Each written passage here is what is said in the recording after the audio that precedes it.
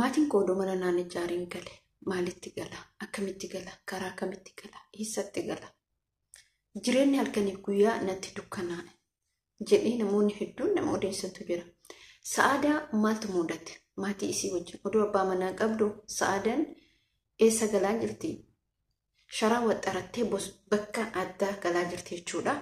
Assalamu alaikum warahmatullahi wabarakatuh. Akkam jirtu nagaa keessanii fayyaa keessanii jecha anallee nagaa kooti alhamdulillah galata rabbii. Wannin viidiyoon har'a qabadhee isin dhufirratti wantoota hedduutu jira, wantoota hedduutu dubbatama. Kanaafuu obboleen kiyya warroonni maatii kennan ta'in maatii kennan ta'a. Warroonni sabiskiraabiin godhin sabiskiraabii godha. Kumantiin keessa baay'ee takkanatti tolee hedduutu isin galatoofadha. Na jajjabeessaa jirtanii ammallee jabaadhaa isin jechuu barbaada. Har'a wantoonni nuti waliin dubbannu, waliin laallu, waliin haasofnu dhuguma rabbii dubbachuuf ijoolleen na hordoftan hundi keessan dhugaa ijoollee jajjaba ta'uun keessan wanni namni jedhu namoota tokko keessattuu qalqal hin jiraa miti shiimuu tokko gisee affeeltu beeqilaan takka keessatti wantaa daa'yan keessaa baay'anan yaani akkas ta'a malee hundi isaanii maashaallah tabaarakalla ijoollee yaada qabduudha.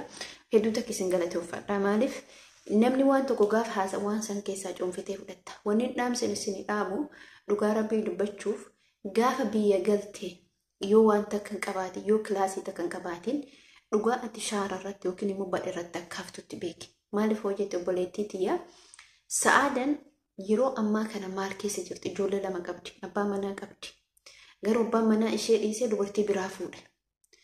Kiraa manaa isaan hin gargaaru, qallaba isaan hin gargaaru. Kana waan isin miidiyaa irratti akka hin sobdin jennetti jechuudha. Ani kana maaliif kaasee isin jedhe isiniif siin jedhe siif tana laalaa jirtuuf siin jedhe. Kana laalaa jirtuuf siin jedhe kadheera jechuudha. Ijoollee yeroo namni nu gorsu, yeroo miidiyaa irratti nu gorsu, yeroo nu arrabsan wallaahi nuufi malee namaafi miti. Yoo nuti kabaja qaban, yoo nuti mallaqa qaban, yoo nuti mana qaban bakka kamittuu hin bulta. Mucaan tun har'a ijoollee lama qabdi. Abbaa manaa wajjin dalagatte. Hin beektan jiruu Yaman qoonqoo bichaadha. Biyya Arabaa kam keessayyuu jiruu Yaman gadiidha. Masrii wayyaa dhugumatti Yaman irra jechuudha. Baqataan itti baay'ata. Maal isinin jechuu barbaade wallaahi wanni isinitti dhaamu. Mallaqa keessan kuni jaalallee kiyyaa kuni jaarsa ilaa nama tokko namanii. Nama tokko jaarsa yoo qabaatte maatiin kee jala jiraachuu qaba jaarsa keessan maalirra jira maalirra hojjechaa jira mallaqa.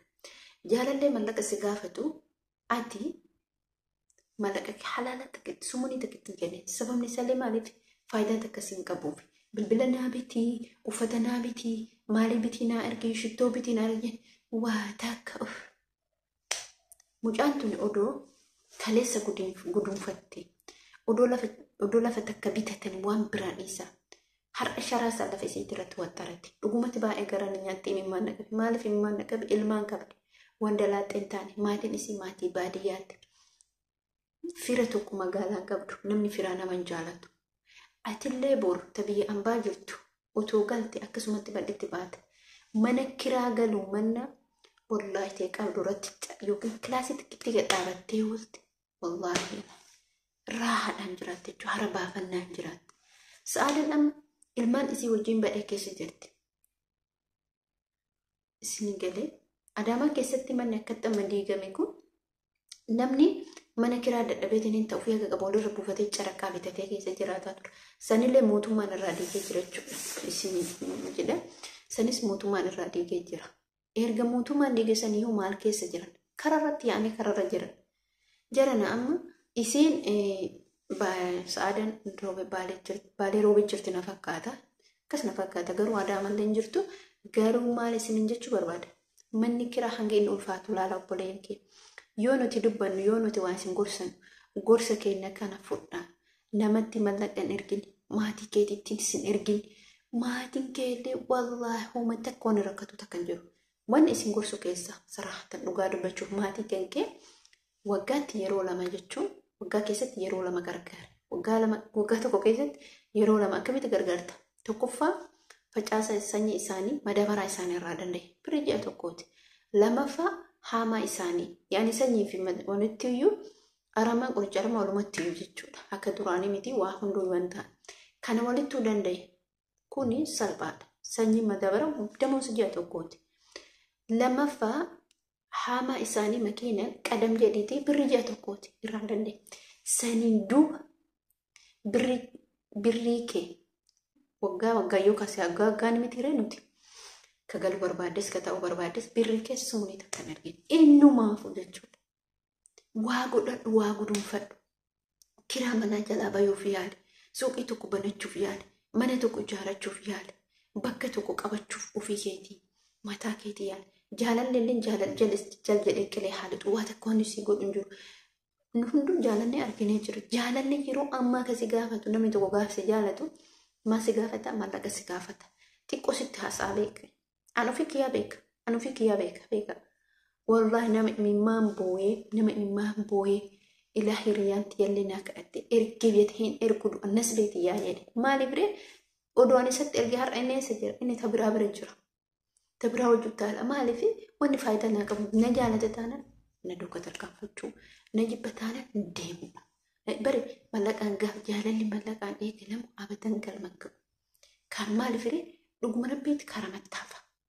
Watukko yoo galman qabu. Kanaaf mallaqa keessan warra buufadhaa mallaqa keessan kaayadhaa dhugumatti namni waa gudunfate borsa tirkaa tokko irra ga'a.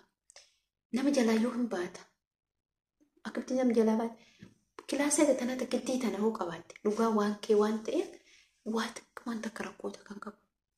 Gaa mana kiraa galtanii jibbattu qofaa mana kiraa bishaan sitti hasabanii ifaa sitti hasabanii waa hunda sitti hasabanii istoofii ifa irratti waa bilfeetaan kana sitti hime jiruu kiraa jechuudha. Ilma mana ambaa kana keessa uttaaltu kana biyya keessatti uttaaltu beeke. Nuti amma mana ambaa kana keessa akka beeteenti uttaala. Maaliif ree yaani fuudhaadha bal'aa garuu manni kiraa haga ciqaleetan sokosuun akka feete gibbisan keessatti ta'uu hin dandeettu. Yoo ati bishaan kanatu si jibbanii yoo ati bishaan yoo bakka hin jiraa miti. Dhugumatti si nyaadha alhamdulillah rabbi kirallee taa'een beeku gizee tokkotti yaadadha. Gizee tokkotti kiraa taa'ee beeka. Yeroo ministirii fudhanne gaafa jiru mata akka tokko fataa iyyuu sanoo gibbii wayii teenne garuu firri sodomaa achi jiru ani mootuyyuu saba mucatti bakka isirraan bahu jedhee achi teenne isin hima mo'ammana kiraatiif. Ijoolleen takka illee gibbii san keessa mucattiin takka barumsa cimtuu dhugaati. Ni bareeddi bakka waan ajaa'ibaatiin talattiin jechuudha. Isiniif mo'ammana kiraa jechuudha. Gaafa kaanii mucattiin kuni gurbamaan warri sanii mucaa kana jaallata. Ijoolleen immoo ijoollee sadiinuu obboleeyyan dubara takkaa dhiira lama sadiinuu barumsa isaanii qilleensa ra'uuf. Gurbaan gibbii kanaa immoo intala tana jaallata. Intala tana jaallata mucattiin tun immoo ijoolleen qabree deemti. Akka guddise ijoollee sadiinuyyuu haadhaaf abbaallee hin qabane dhugaa waan nama ajaa'ibu. Gaaf kaanii ijoolleen immoo mucattii qabanii deemanii jechuudha. Of jalaan baasan qo'annaa wajjin gala wajjin ba'aa wajjin maaliif barumsa kanarraa ataata'amte jedhan. Gurbaan kaan sababee gurbaan gibbii sanii jechuudha. Kaan sababee mucattillee ofii ijoollee wicci godhuu hojjetee mucattillee ofirra buusuu diddee garuu immoo ijoolleen xixiqqootee qabdee obboleetti. Gibbii san keessatti jechuun wanni inni fudhatanii jiru. Amma sakandii kanatti halkan kana na yaada. Halkan kana eessa yaate ijoolleen tamaariidha. Halkan kana. Eeshi edanaa bulan hin bulan. Edanan bulan halkan kana ba'uu qaban dirqama. Maaliif wanni ofii kabajaa qaba wanni ambaa kabajaa qaba. Ijoollee sun halkaniin gurbaa ijoolleen kadhattee edanaa haa bulanii borsirraa haa yaa'an. Bakka edanaa bulanii inni yaanni isaa mucattii saniif ta'e mucattiin immoo wixxiftuu. Maaliif ijoollee namni dhiirri tokko gaafa dubartiin fuulatti hin kenne bakka si jibbiti. Bakka maaliif hin jibbamta jechuudha. Dhiirri tokko akkas garuu akkasitti ergasee mucattii sana halkan san namni kadhatee mucaa jechuun gurbicha kadhatanii bar huma dubbiin kenneef mucattiin immoo maashaallah ijoolleen immoo maashaallah dhan qaban olii gadiyyuu. Gaaf kaanii isaan achi yaa'anii manillee turre achirraan an deemee ani biyya biraa deemee na fakkaata. Dagadhan jiraan daganna laata garuu anillee hin deemee ani ji'a takka qofarra hin teenyeyyuu yeroo san jechuudha. Carraatu naannoo carraa keetti fayyadamee deemee ijoolleen sun bariisaa san barumsa isaanii illee namni barumsa isaanii taqqanii galanii ganama baratu guyyaa meeshaa isaanii guurratan jechuudha. Namni mana namaa taa'u sareedha. Si tuffatu namuma keenyatu nama tuffata fagoo sitti dhufu. Nama keenyatu si jibba fagoo sitti dhufu. Har'uma yoo bayyada har'uma gadi si baasa. Har'uma yoo si taa'e jedhalee hin taa'e jedha garuu sakandii sitti hin kennu. Sinii galee sakandii namatti hin kennu. Manni kiraa kabajan qabu. Maaliif yoo ati haqa yoo jabaattee waa gudunfattee jajjabaattee hojjette dhugumatti ati nama caalta. Qubni kun wal taraa miti. Akka sadarkaa godhatee tokkoffaa kana ta'uu dandeetta. Qubbiin kana shanan keessa kanatu guddaadha.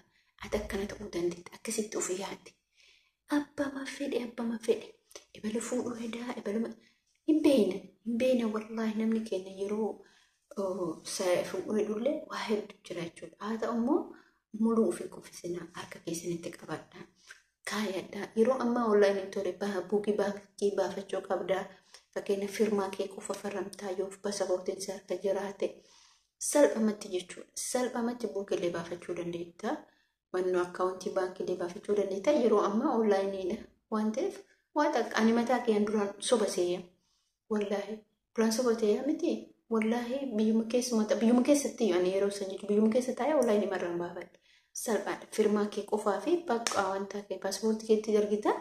Kanas dhumatee maallaqni kee akkaawuntii keetti rasii gala. Warroota paaspoortii qabaniif jechuudha. Kanaaf akka argitan ofiin bittinneessinaa waa harkatti qabachuu yaala.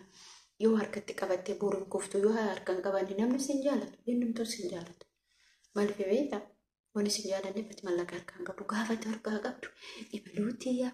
Ibalu hunduu sin jaalata. Gaafa ati waa qabdu xiqqalleen guddallee sin jaalatu.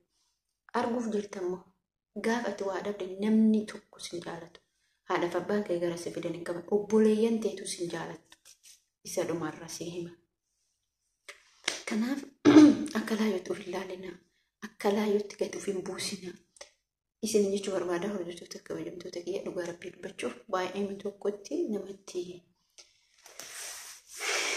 ulfaataa. Haalis aadaan keessa jirtu baay'ee ulfaataa baay'ee cimaadha.